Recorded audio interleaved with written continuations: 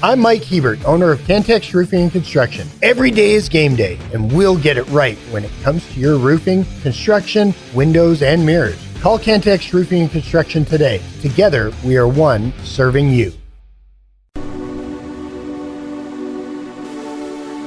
Getting to the point, but taking the scenic route to get there. This is the Bottom Line Podcast from 100.7 The Score.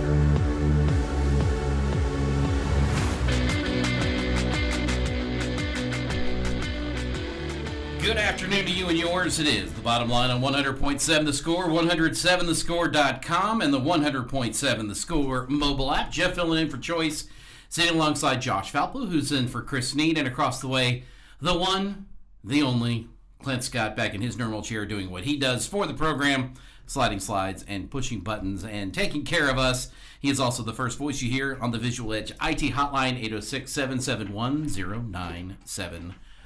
Josh, Clint, how are you guys doing today? We've not really talked, so I can actually ask that question and have like general answers from you guys that would be happening on a normal day. Yeah, that's fair. Fine. Not bad. How about you, Clint? Oh, killing it. You know, it is weird this time of year because it is a Friday. Yeah. It does not feel like a Friday today, and I don't know why. It's not that I'm working, because that's been every Friday recently. Sure. It's just something about today. I'm like, I swear to God, it's like Tuesday today. And I know tomorrow I get to sleep in, and I'm very much forward looking to doing that, but it's just weird. So before we get to the sports world today, and we are going to do some deep dives into some stuff later, including on this program, but I want to start with this because I feel something happened to me the other day, and I wonder if I'm the only one that had this. It could be. It might be the answer, believe it or not. I went to a fast food place, and I'm not picking on the fast food place at all. I want to make this clear. Okay. It could be any one of them because it started me down the trend of figuring things out. Okay. And I order off the value meal because, I just needed 1, a 2, a 3, or whatever number I'm looking at. And when I ordered it at this specific place, I realized I didn't order a number 1. In fact, at this specific place, I'm not entirely sure I've ever ordered the number 1. And then I got to thinking, well, how many places do I order a number 1 at? You would think that the number 1 is the most popular choice. Right. Because it is, in fact, number 1. Right. And I came up with 2 that I order a number 1 at. I could tell you almost right off, I don't think I've ever ordered a number 1. There is one that's got the triple burger one, or the double burger that's got the thing in the middle. Sure. I've ordered that on occasion. Okay. I didn't realize that was That's number 1. Okay, yes. Then yes, I have. That might be the only place. That's not my go-to there. My go-to is the number 4 or the number 2. I think that would have been my number 1. And I just got to thinking, like, I don't at the car hop place. Okay. I don't at the Redheaded. Yeah. Now, granted, I might have at the Redhead until they invented the son of their sandwich. Okay. And their son of the sandwich is phenomenal, but it's not a number 1 either. So how many... You're a son of a sandwich. I am a son of a sandwich, yes.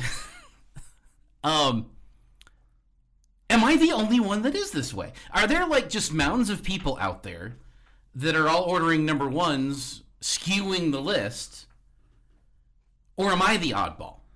Well, and me being the oddball, or is it the other way around? A wise man once said that people think that the most valuable spot is the number 1, but really it's the center because that's where the eyes go. Okay. I'm quoting and Kevin. That's where the beef patty goes. No, that's where the cookies go. The chocolate chip cookies go. I'm quoting Kevin Malone from The Office. Okay. Is that his last name? I don't care. Anyway. Yeah, you're right. It's okay. Malone. All right. I don't know. Because one, I would assume that that's still true, that those are the most popular items. That's what they're known for, but I have no idea. I think the one that you referenced, the double patty 3 bread. Yes. is the only place I've ever ordered number one. The orange and white stripe place. Side note: Big Mac is a nickname, right? Yes. Yeah, Yes. The orange and white stripe place. Number 5. The number 5 is excellent. Yep. But I've also ordered. What a burger they have there, right? What a burger they have there. The number 1 there with just lettuce and mustard is one of my go-tos. Not mine. I would concede that that's the one I came up with. Right. That I was like, yeah. The taco place that may or may not have a bell associated with it, I never order the one there. I can't even tell you what it is. I've always been value menu there, I think. Like whatever their special is. I'm enjoying the, specifically, speaking of the middle, they have a $5, $7, and $9 box that just has different things. The $7 box is really good. But, like, should we, like, talk to these companies and say, change your number 1 to what the number 1 thing you sell is? Well, we don't know that that's not the case, though. Right. See, no, I'm more of a fan of, I just did this at, it's a local place that has a drive-through, and it's the first time I've been there. Their menu, I didn't realize, was so expansive, like massive. I don't remember what the number went up to. In my head, it literally went up to 30, and then I saw specialties. And I went, ooh, specialties. Why aren't those on the number? Well, okay, I'll do one of those, and that's usually what I'm drawn to. So that's how I order. So I don't think it necessarily needs to be the number 1. I think their most basic, I don't know what to order here, needs to be the number 1.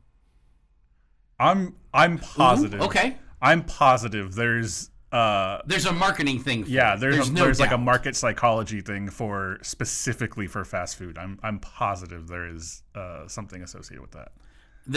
There is no hesitation. There's a reason that the number 1 is the number 1 at all these places. Right. If you go to a burger place, well, it's a branding thing. and the number 1 isn't just like a normal burger and fries, and you're just going to it, and you're someone that's just overwhelmed by menus, and you go to said burger place, and I'll take the number 1, and it's like a horrible version of chicken fajitas or something. That's going to be pretty confusing. It's just weird, though. And maybe this is just me, and I was hungry and had this thought of I don't think I've ever, I could not think of but one place where the number 1 is the primary order that I get there. And even then, it's probably a 50-50 with the number 5. Because I am a fan of bacon and cheese on a said burger. I add jalapenos. Or I did. Nothing wrong with that. Yeah. And adding on, like a number 1 with cheese. Well, it'd be a number 5. It's just...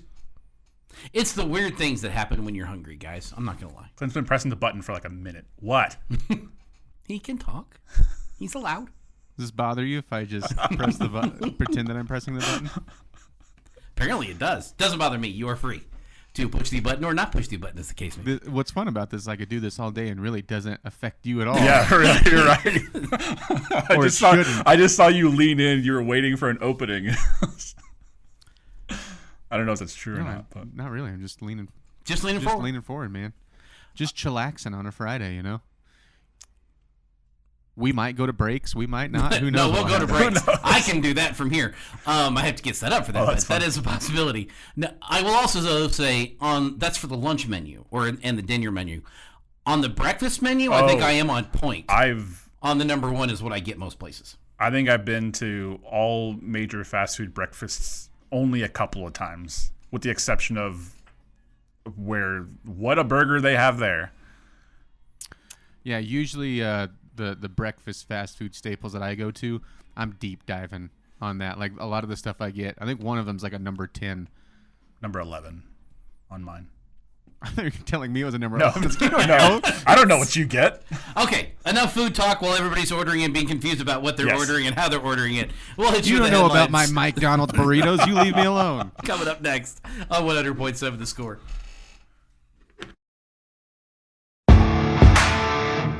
Getting to the point, but taking the scenic route to get there. This is the Bottom Line Podcast from 100.7 The Score.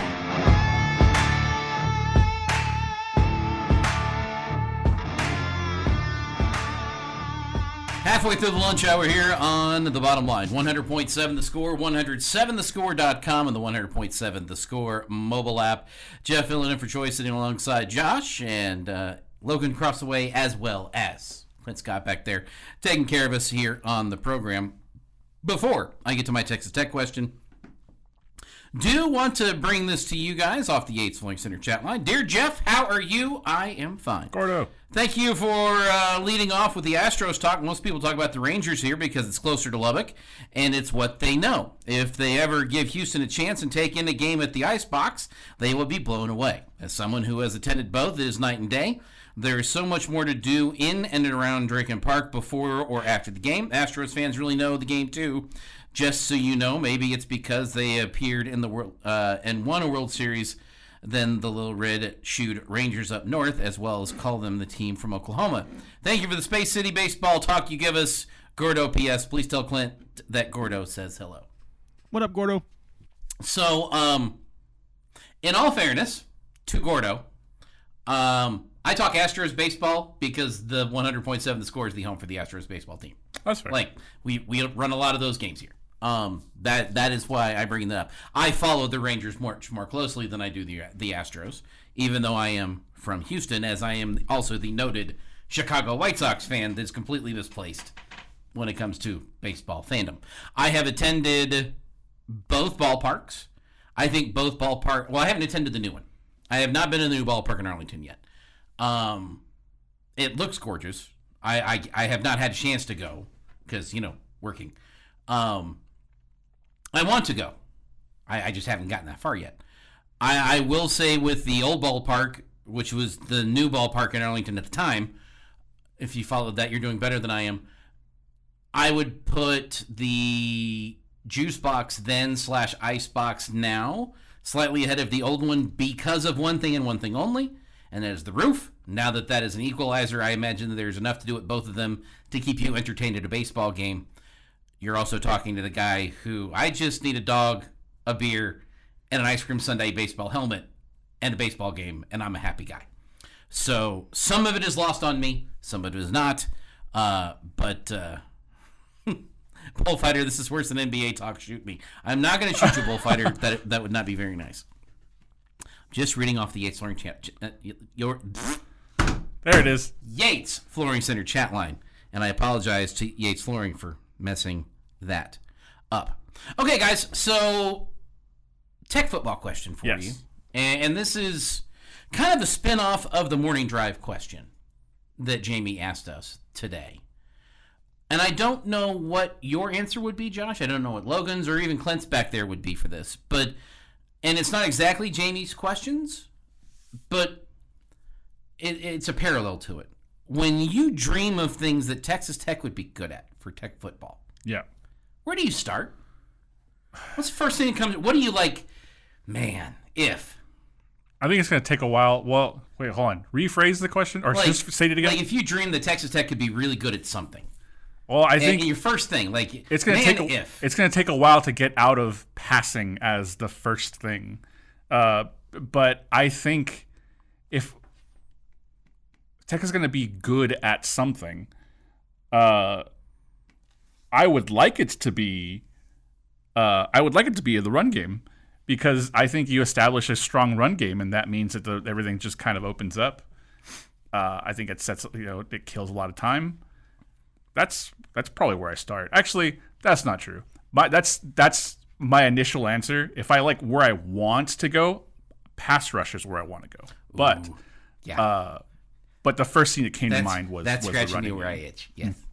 Yeah. If I mean, dream scenario, Tech leads the conference in pressure and is top 3 in sacks. Like, that's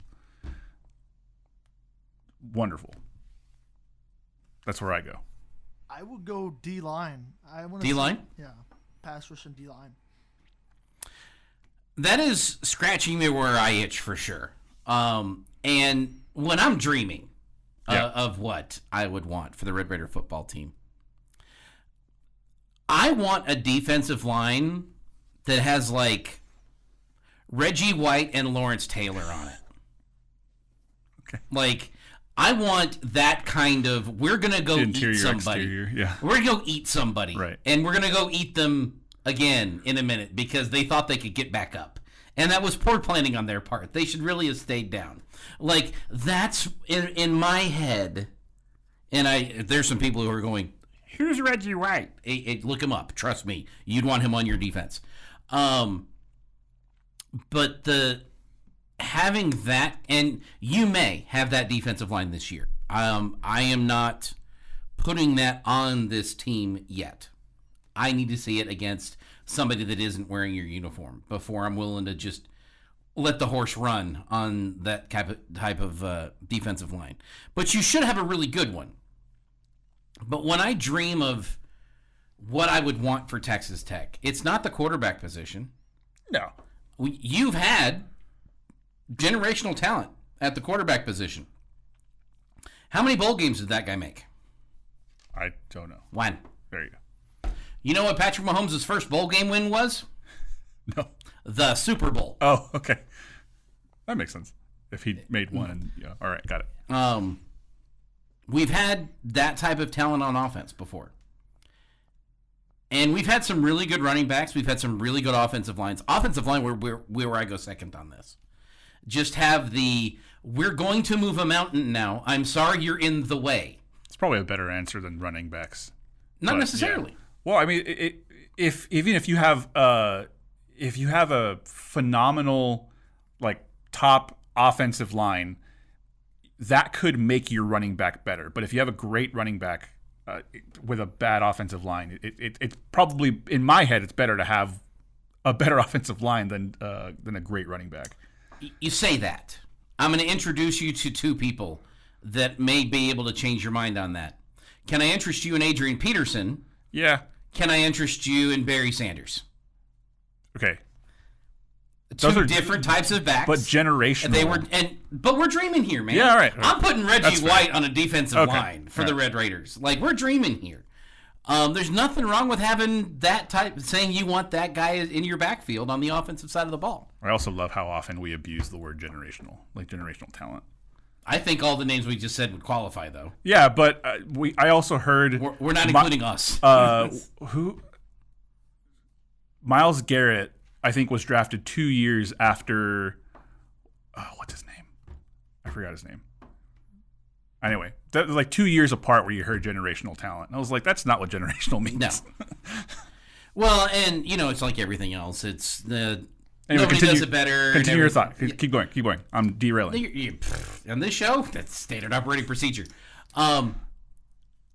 Just to have, like, an offensive line that can be the mountain that can't be moved and then move the mountain to Muhammad. Right. Like in the pass block and run block, that can be that effective. And we've seen some examples of that, and you've had a lot of success when you've been able to do that, both on the offense when it comes to running and in the passing and pass blocking.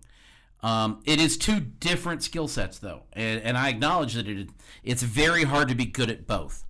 One of them you are pushing forward and pushing people out of the way. One of them you're deflecting.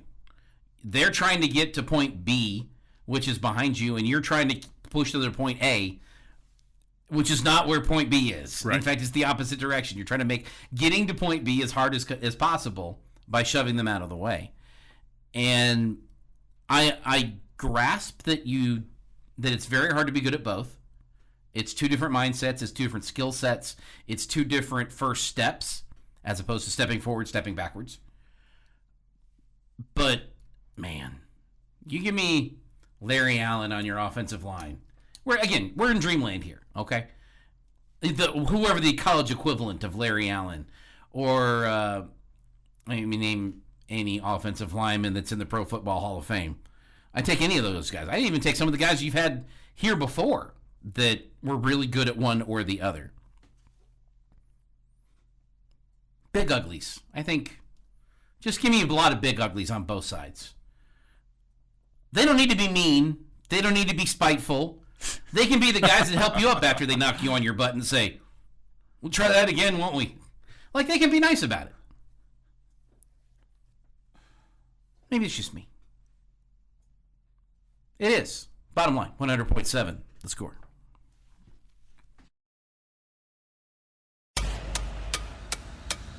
bringing you the truth or something like the truth. This is the Bottom Line Podcast from 100.7 The Score.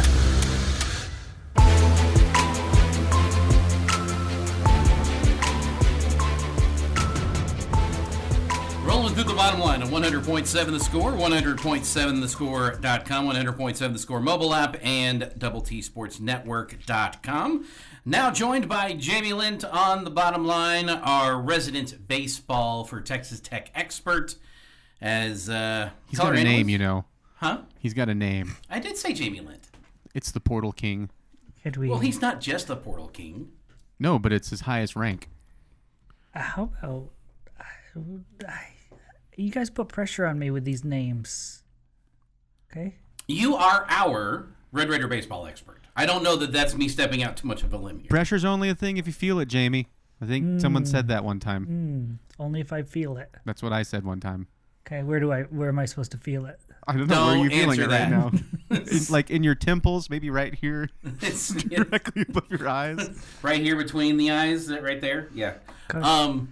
News happened yesterday for the Red Raider baseball team, and it was not good, with TJ Pompey entering the transfer portal. This was a guy that late announcement. A lot of things were expected for him, for the Red Raider baseball team in the future. A guy you had a lot of faith in that he was going to be coming back, and now that none of that is happening. What was your first reaction last night when you saw the news? My very first reaction was probably just disappointment that this is where we are in the world of sports. I mean, I'm not even talking about losing a good player from the baseball team, but just that. I mean, we all know TJ had his some serious struggles on defense, and was criticized, and it took it hard at times. As far as I'm not saying the criticism, but the struggling. And I feel like the coaching staff was more than patient with him. I feel like the coaching staff stood behind him, backed him, stood up for him, all the above, but none of that seemed to matter. And so TJ decides to do what he and his people feel like is best for him. And so you can't be mad at the kid necessarily for doing that, but it doesn't really show a whole lot of loyalty and appreciation to those that have stood behind you and backed you. And going back to the defensive struggles that TJ had, I mean, it's the other thing that was nice to see from him is that he was a guy that was working on it.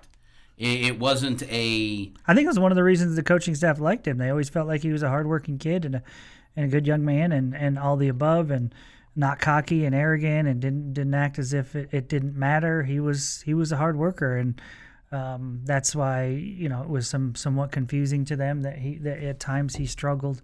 It's funny. I mean, you talk about guys struggling with their shot in basketball or struggling at the plate or whatever, and a golfer off the tee or maybe putting. You don't normally think about guys having a case of just feeling the tension every time they feel the ball or catch a ball, but it kind of felt like that was the case for him. The timing of this obviously brings its own questions, and I'm not going to say that didn't happen. I'm also not going to point any fingers. I am shocked at how late this is for somebody entering the portal. Yeah, I don't know, man. We got to get away from using the word shocked in college sports nowadays. I mean, it really feels like nothing that happens is shocking anymore. Okay, maybe shocked isn't the right word. Yeah. Surprised? Unexpected? Definitely unexpected. Yeah. Like when you got this far, right? When you got this far away from the opening up of the portal, you expect guys immediately to head there. And knowing that, and we've talked about this a little bit, that the supposedly rumors out there that after the season was over, or even closing in on the season, just being proactive about it, Texas Tech, made sure that all the guys that they wanted back were taken care of, and that they had a reason to stay, and were playing the the pay-to-play game here and making sure these guys were taken care of that you wanted to come back. Now, do they have the resources that other schools do? That's a whole different conversation, but making sure these guys were taken care of, and TJ was, one of those guys. And so at some point, he wanted to be here, but for whatever reason, his mind changed. And for, the naysayers out there, the part that's going to drive me nuts in all of this is that because Pompey is leaving, you can only assume that it has to do with a money figure that is being thrown at him in some way. I don't know that to be true, but yeah, I'm not dumb. I have no idea. I can look at the length of this, of how long he had the opportunity to enter the portal, and he is now in the portal 2 to 3 days? Like, it's the second, right? What's that? The final day for the portal? The first. Mm-hmm. So you're banging on the end of the calendar to get into it, as opposed to early on, that he wasn't looking to leave and then something changed. If we'll say former Major League Baseball player who went to Tech that has $10 billion sitting in a checking account, which I don't think it exists anywhere. But if they were to say, hey, here's $1 billion, go forth and conquer for the Red Raider baseball team, Tim Tadlock would jump at that and absolutely go off and get some guys for the portal. And they might not be he might not spend all $10 billion of it on one guy, but this notion that he wouldn't want to take really good. This notion that he wouldn't want to use NIL if it was available to him is absurd to me. Because when all of this happened, the initial conversation of name, image, and likeness and getting these guys more money, Tadlock was nothing but supportive of it because it meant that these guys weren't paying to go to school anymore, which is one of the things that has always bothered Tadlock about baseball.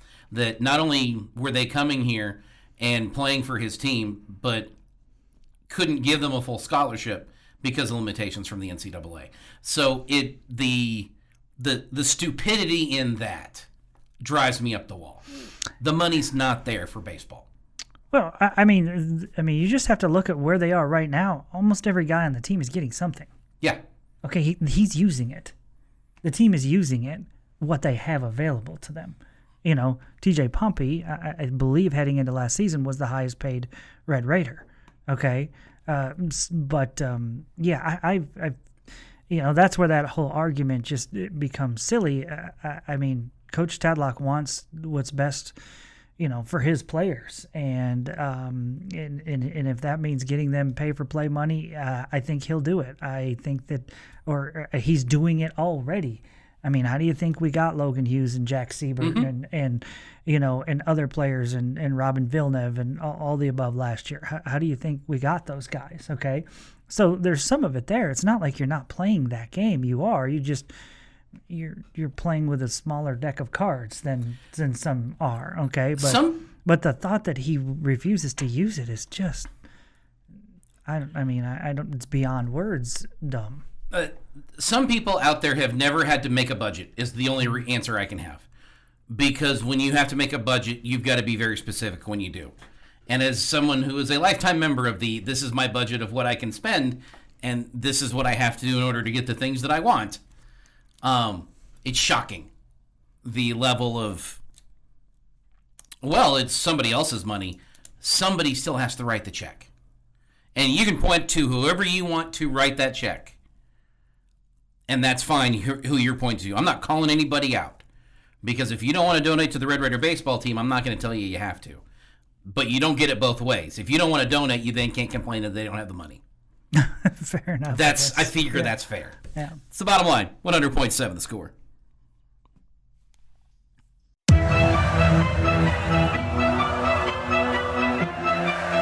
Bringing you the truth, or something like the truth. This is the Bottom Line Podcast from 100.7 The Score.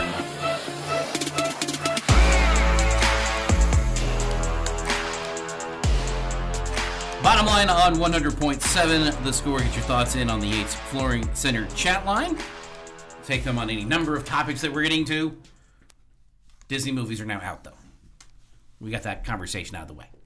before Jamie got here. Well, and Jamie has just gone over and over again about how much he loves Pocahontas. So we know that he does paint with all the colors in the wind, and that's his favorite.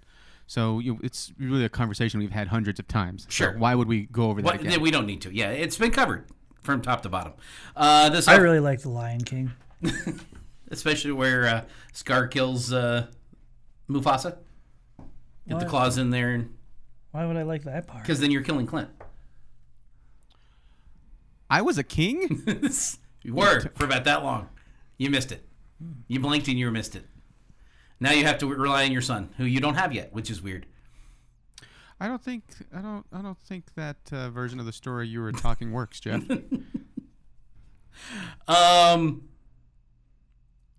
This off the Yates Flooring Center. We are not getting into Disney conversation with Jamie. We're not. What Tadlock might do off the Yates Flooring Center chat line is do a better job of working the way Joey McGuire does in getting money into the program, just playing devil's advocate on that. I read his next text. He explains himself. I mean, in the way that you understand that the money will never be the same as football, obviously, but in that way that McGuire is good at marketing and getting the right places to be in the table to invest in the team. I don't like it because I love the type of person Tadlock is and how he just embodies good old-fashioned baseball, but sadly seems to be where it's all going. I think Coach McGuire does a great job of marketing, his program and getting people to believe and be interested and all the above. That being said, I don't think that's what brought the Golden Goose to the table. I think the Golden Goose was an ex-player who really wants his team to win. And there's nothing wrong with that. Nothing at all. Nothing at all. And I am not, again. And I agree with this texter. I think Coach McGuire does a great job. Just not just about raising the money, but just raising interest and excitement and all the above. And Tim Tadlock is a low key, not a look at me guy. And I'm not being critical of Coach McGuire at all in saying that. It's just he's more low key. It's two different types of personalities that both work as a head coach. Yeah, but Coach, I think Coach Tadlock could probably, be a little bit more, have a little Joey McGuire in him, and that could benefit drawing interest to his program and all that good stuff. I don't know that it's going to bring more money in, but I definitely think if Coach Tadlock was a little bit more like Coach McGuire, that it might drum up some more interest. I mean, I also think that drama drums up interest, and it's a program that hasn't had drama.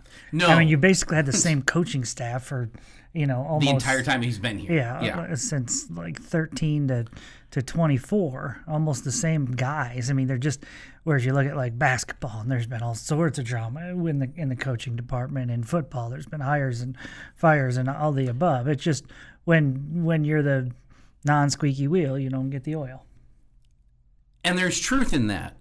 There is also, and I don't feel this way. I know you don't feel this way.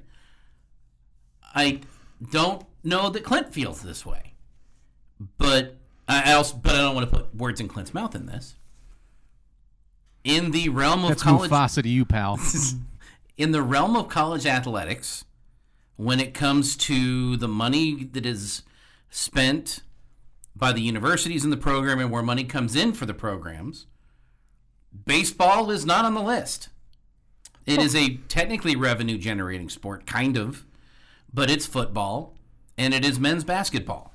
Yeah, and that's and why that you is understand. really the end of the conversation. That's why those are the most important things right now. No question. I mean, the difference with us here at Texas Tech is you have a softball program that there's somebody out there that has a major interest and willing to to make it, push it towards the top, and that's great also. That's great also. It really is. Those things are allowed to happen. Yeah. But I am not going to judge people for not. That's not who I am. Because if I could write a check, I would. I'm not trying to be critical of anybody here. I'm just stating that it's different. And I will also tell you, and I bet the texter who is texting us would say the same thing. Personally, I mean, I don't want Tim Tadlock to change. No. Yeah. I don't either. Yeah. I mean, I don't want people to be who they aren't. Well, here's the thing. And like, he's not going to be that guy. With Coach McGuire, it's authentic. Yeah. If you started seeing, and McCaslin for this way too, I mean, I think he's kind of in between the two. Yeah, that's fair. If you all but of a he's sudden definitely had more Tadlock doing like the same sort of things, we'd go, he is trying really hard. Yes. And honestly, it would kind of be painful to watch. Yeah. Yeah. That's fair. I think that you have to have a little bit of be yourself as a coach, because otherwise, you know who else isn't going to buy it? Recruits. Yeah. Oh yeah. And with you've got a fiery personality in the dugout that can't smooth the waters, you run into other problems as well. I don't know that you run into it as much on a football field because of the violence of the sport that adds energy into it every single play. But crazy people in baseball don't laugh. Well, nuts works in baseball. Crazy doesn't. We laugh at them. Right? Yeah. I mean, I figure that's fair. Yeah. I will say, like, as far as like selling your team, though, that doesn't have to do with anything. It doesn't have to do with personality, right? It's just how you do it, right? You at this point, I do think, to the texter's point, where you are in sports, you have to have a coach that doesn't. I'm not saying Coach Tadlock doesn't. I just think he does it in a different way. Sure. Is what we're saying. Yeah. This off the Yates Learning Center chat line. The man didn't forget how to coach baseball, and he's not opposed to NIL. My goodness, Tech fans. Can I pin that on the website? Like, just have it stay there. It be the first post. That's a Josh question, isn't it? I'm going to go ask that question to Josh in the break.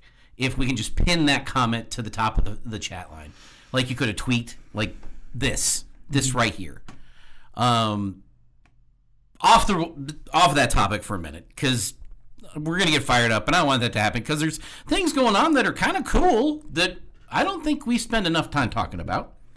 There are Red Raider baseball players playing professional and minor league baseball right now that are doing okay. And, well, yes, two of the guys that were doing really good are sitting with an IL next to their name. Hopefully both of them come back next week. And Davis Martin and Hunter Dobbins. Both of them went on the IL last week, and both of them are scheduled to come off next week. But we'll see what happens there. Obviously, Caleb Killian, he was transferred to the 60-day injured list, so he's going to be out for a while. Yeah, I wouldn't expect to see Caleb this season. No, and that's disappointing for Cubs fans. But Jace, it kind of feels like he's found his bat in Toledo again, leading them with home runs with 8 on the year in the minor league season. His average is up he had nowhere to go from up when he was with the Tigers for how he started the year with. But it's looking like he may be turning things around and getting a chance to get a call back up with the big club if they need him at third. Yeah, he's got to. I mean, the average has got to keep climbing. I mean, right now he's not putting the ball in play enough, but that is probably his biggest struggle at this point. So, I mean, but you're right. He's driving in runs. He's hitting the ball at the ballpark, and that's obviously something you want. And Mason Montgomery's still doing well for the Tampa Bay Rays. Looking at played in 5 games so far. That's not right. Nope, 35. 35 games. Yeah, I was like, no, that's not. I think it's 5 games in like the last 2 weeks or something that I'm looking at. 35 appearances, 27 and a third, and he's got a 1-1 record. His ERA is a little bit higher than you'd want at 5.60, but he's become an important guy out of their bullpen, obviously. I mean, we were talking about being 80 games in. He's pitched in almost half of the games or somewhere close to half of the games. So you can see he's a situational lefty, and guys like that can hang around a long time. How's Beater doing? I know he was on the injured list. I heard that the Yankees were taking him cautious that he could come back. He's got a long minor league assignment, right? Yeah, he's made 18 appearances in the minors so far this year with a 2.37 ERA. So you'll definitely take that.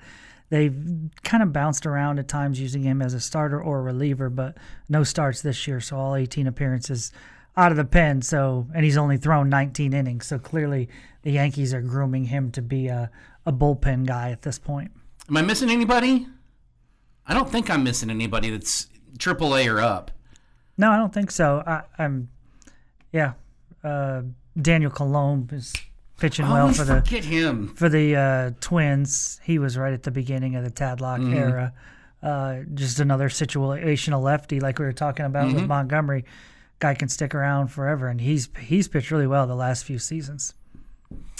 It is the bottom line. Jamie's question of the day coming up next on 100.7 The Score, TSportsNetwork.com, and the 100.7 The Score mobile app.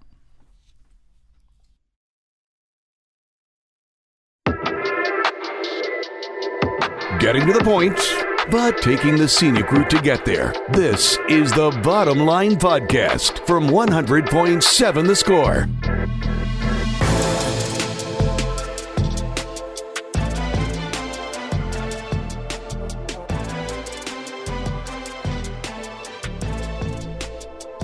Halfway through the bottom line on 100.7 The Score, 107thescore.com, and the 100.7 The Score mobile app.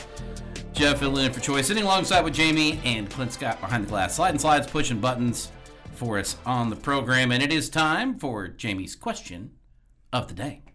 Time now for Jamie's question of the day on 100.7 The Score. Brought to you by someone not named Jamie and presented by Connecticut of West Texas. Life's hard, your water shouldn't be.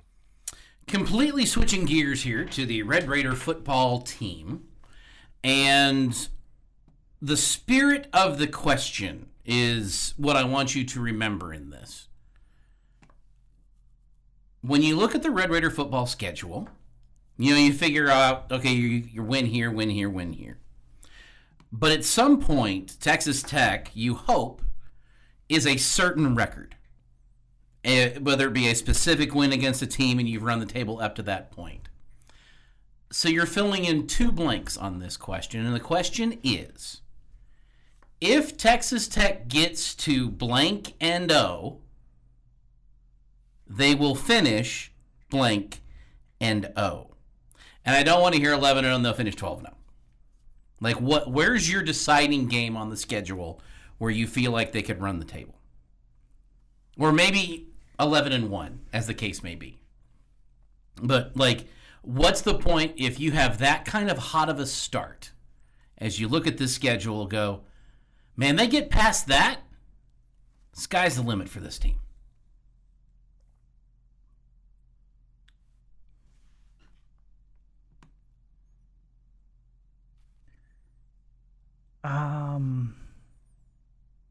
This is tough because, I mean, the two of the toughest games on your schedule, to me, your toughest road and home game are deep in the schedule. And it can be deep. Like, that's 9 and 0. If you start 9 and 0, you're running the table.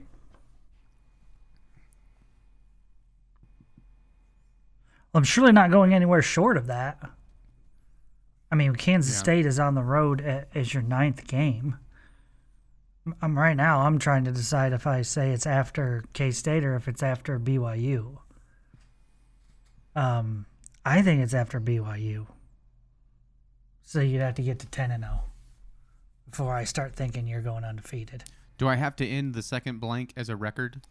Because I think if you do go 9 and 0, you'll be in Arlington, regardless of what happens in the last three. Because even if you drop BYU, I like you in your last couple of games against UCF and West Virginia. If you end in a 1, if you end your second one in a 1, if you change the last blank to a 1, so 11 and 1, I will accept that change. But I think a record needs to be there.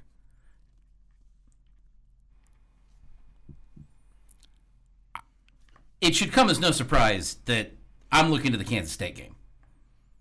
You get that far through your schedule. You get the win in Manhattan. Yeah. There will be no holding back the horses anymore for me at that point. Yeah, but you mean to tell me after you win that game, let's say BYU is one of the contenders.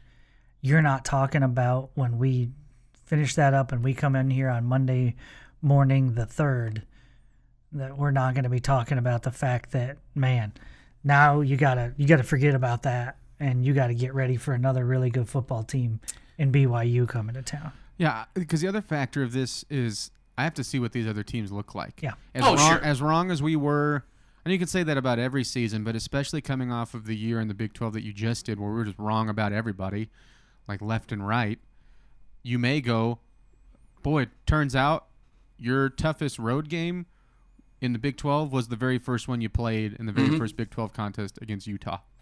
Something like that. Or BYU by that time, they could be a mess. You could you should pound this team. Mm-hmm.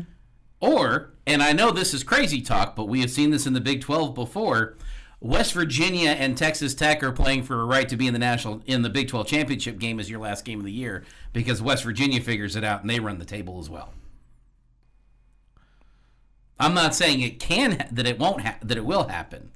I would predict against it. I'll be very surprised. But I would have also thought Arizona was going to be contending for the Big 12 championship game last year, and they disappeared off the face of the earth. The other thing we haven't mentioned, somehow we keep on not talking about that game against Arizona State.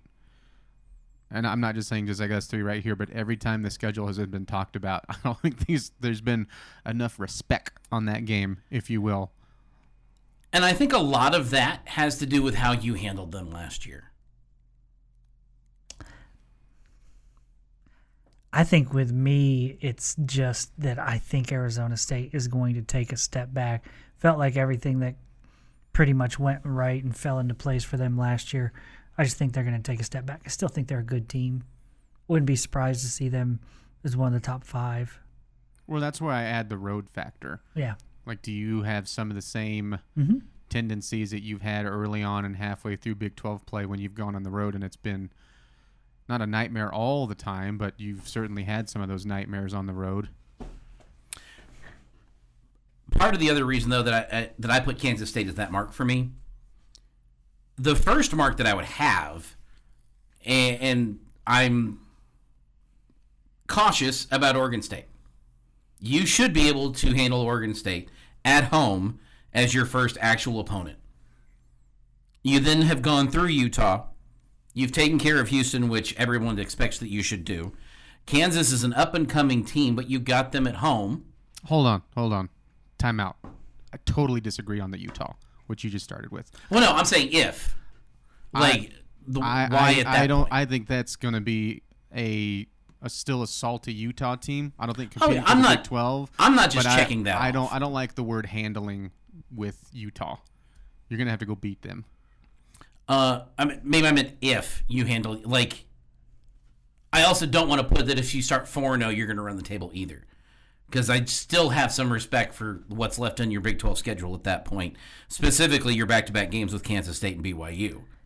I mean, it's a really hard question to answer because I think there are good enough teams all over the place. I mean, for you to lose at West Virginia in the final game of the season wouldn't shock me. I don't think West Virginia is going to be great, but it's a road game and a tough place to play in a place where you've lost sometimes. So you've won there as well, but you've also had some struggles there. So I just, man, that's where what Clint was talking about earlier. You just don't know what these teams are going to be. And that is the fun part of the Big 12 coming up, for sure, that we're kind of... Sure was fun last year. Fun-ish. I didn't like being nervous every week. But that made it interesting, for sure. But you have also done enough and gotten enough going with this program that as much as I am pulling the reins back to keep the horse from just galloping, I don't know that I'll be able to I don't know that I will be able to hold on to it if you get past Kansas State. I can put a brick wall in front of the Kansas State game and say that is still a loss until you go otherwise. Well, I mean, as fans, if you get to 6-0, no, because there's still the Kansas State game in front of me. I think for the bulk of people, though, that's a runaway train of dreams of grandeur, if you will. I also remember a 7-0 start with Cliff Kingsbury as your head football coach. Yeah, it felt a little different. And it did. And the vast majority of Tech fans all were saying the same things. Yes, the 7-0 start is great. Yes, being ranked in the top 10 is awesome. But we haven't played anybody yet. And there's that ignoramus official in Oklahoma that's going to cheat us over on fake offensive pass interference call. I didn't bring that up. I want to make this very clear. I know that's a touchy subject for Jamie Lind, as it is for every Red Raider fan who's got eyeballs. And that was just the start of the downfall. That play right there. Yeah. Idiot. I didn't bring it up. It wasn't me. This has been the Bottom Line Podcast from 100.7 The Score. Go to 100-7thescore.com for more from the Double T Sports Network.